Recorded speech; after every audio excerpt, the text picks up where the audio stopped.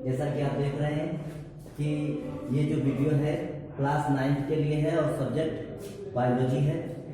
और वीडियो शुरू करने से पहले एक रिक्वेस्ट है कि आप चैनल सब्सक्राइब कर लें और बेल आइकन को दबा लें ताकि जो भी वीडियो बनाए जाए वो आप तक आसानी से पहुंच सके।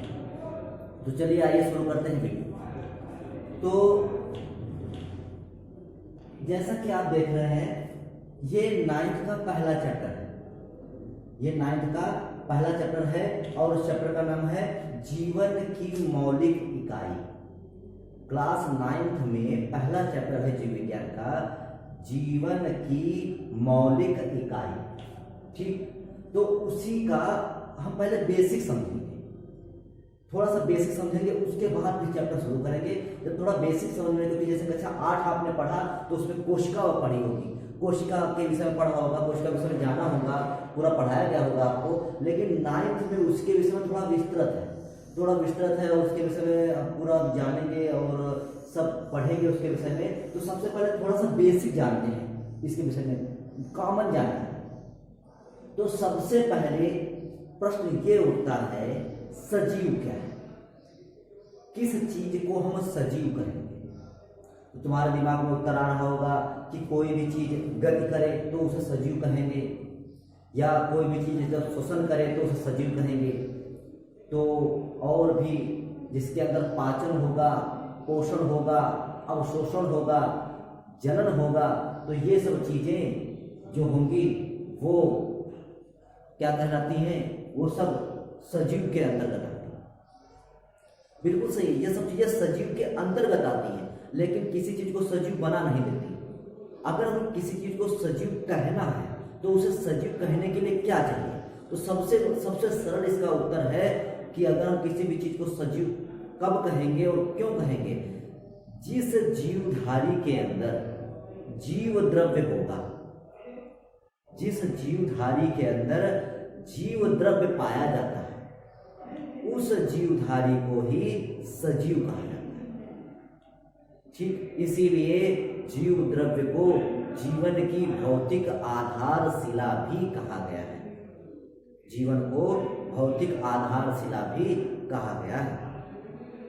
तो जो जीव द्रव्य है उसको जीवन की भौतिक आधारशिला कहा गया, अर्थात जीव द्रव्य है तो जीवन है, अगर जीव द्रव्य नहीं है तो जीवन नहीं।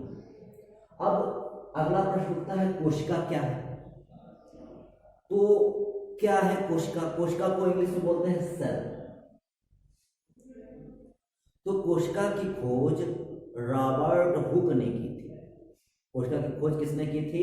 कोशिका की जो खोज है वो खोज की थी रॉबर्ट हुक। कोशिका की खोज किसने की थी? रॉबर्ट हुक ने की थी। मोस्ट इंपॉर्टेंट पूछा भी जाता है कि कोशिका की खोज किसने की थी, तो रॉबर्ट हुक ने खोज की थी। ठीक, तो प्रश्न ये उठता है कि कोशिका होती क्या है? क्या है कोशिका? तो कोशिका की सबसे सरल परिभाषा, ध्यान सुनना, कोशिका जीव शरीर की, कोशिका जीव शरीर की निर्माणात्मक और क्रियात्मक इकाई होती है। कोशिका जीव शरीर की निर्माणात्मक और क्रियात्मक इकाई होती है। अब निर्माणात्मक क्यों? क्योंकि जो जीव शरीर है उसका निर्माण छोटी छोटी कोशिकाओं से मिलकर होता है।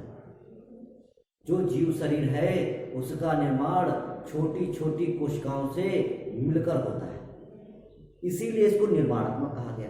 अब क्रियात्मक क्यों? इसे क्रियात्मक इकाई क्यों कहा गया? क्योंकि जो कोशिका है, कोशिका में तुम्हारा पाचन, जनन, श्वसन, उत्सर्जन, जितनी भी जैविक क्रियाएं होती हैं वो सब कोशिका के अंदर संपन्न होती है, इसीलिए इसको क्रियात्मक इकाई भी कहा गया है।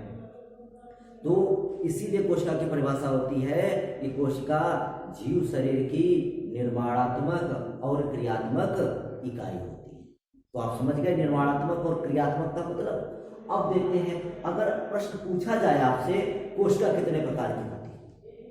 तो कुछ लोगों के प्रश्न दिमाग में उत्तर आता है कि कोशिका जो होती है वो एक कोशिका बहुकोशिका भी होती है। फिर कुछ कहते हैं कि कोशिका प्रोकैरियोटिक और यूकैरियोटिक भी होती है। तो कोशिका जो होती है, कोशिका दो प्रकार की होती है, प्रोकैरियोटिक और यूकैरियोटिक। कोशिका कितने प्रकार की होती है? दो प्रकार की होती है, प्रोकैरियोटिक और यूकैरियोटिक। अब प्रोकैरियोटिक का मतलब देखिए, कोशिका को जो दो प्रकार बताए गए हैं कि प्रोकैरियोटिक और यूकैरियोटिक, लेकिन इसका भी तो कोई आधार होगा, किसी आधार पे तो बताया गया कि ये प्रोकैरियोटिक और यूकैरियोटिक होता है। तो कोशिका का आधार ये होता है कि जो कोशिका होती है उसको किसके आधार पर? तो केंद्रक की उपस्थिति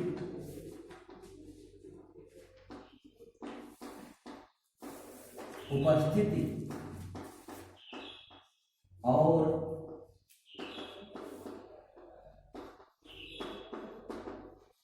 अनुपस्थिति,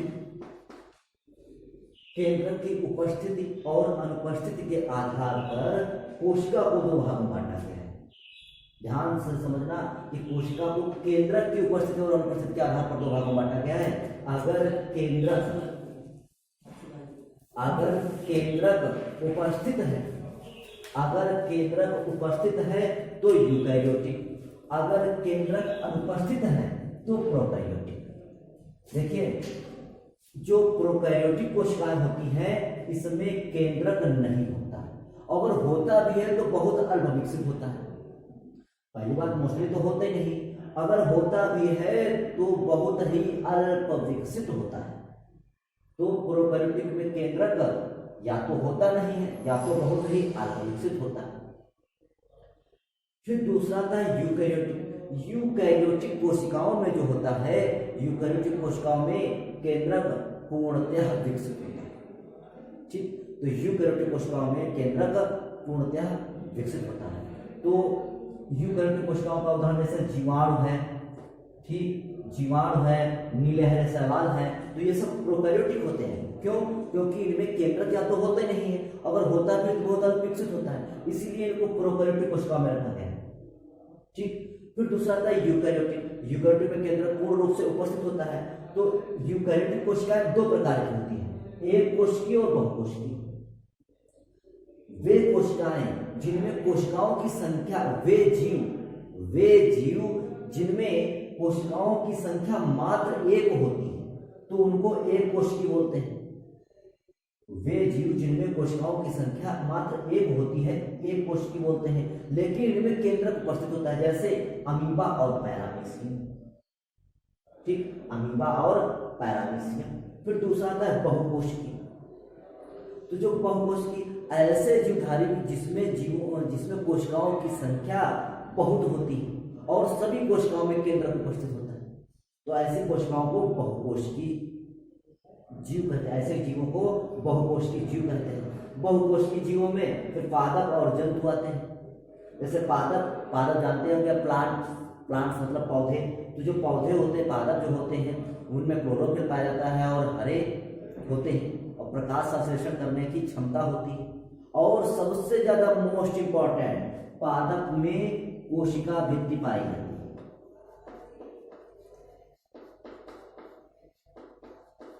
कोशिका भित्ति उपस्थित होती है। पादप में कोशिका भित्ति उपस्थित होती है और जो जंतु होते हैं उनमें कोशिका भित्ति उपस्थित नहीं होती है।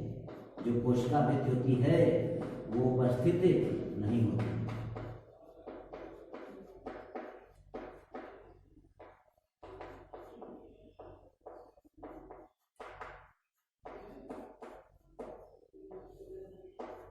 तो पादप और जंतुओं का सबसे मोस्ट इंपॉर्टेंट फैक्ट यही है कि जिसमें कोशिका भित्ति पाई जाए तो समझ लेना कि वो पादप है, और जिसमें कोशिका भित्ति नहीं पाई जाए वो जंतु है। जैसे मान लीजिए आपको कोई जंतु या कोई जीव मिल गया, तो आप कैसे कहेंगे कि वो पादप है कि जंतु है? तो हम पहले तो ये देखेंगे कि अगर उसमें कोशिका भित्ति है तो वो पादप है, अगर कोशिका भित्ति नहीं है तो वो जंतु है। ठीक, तो अब देखिए एक बात और समझने वाली है, जैसे अमीबा और जीवाणु।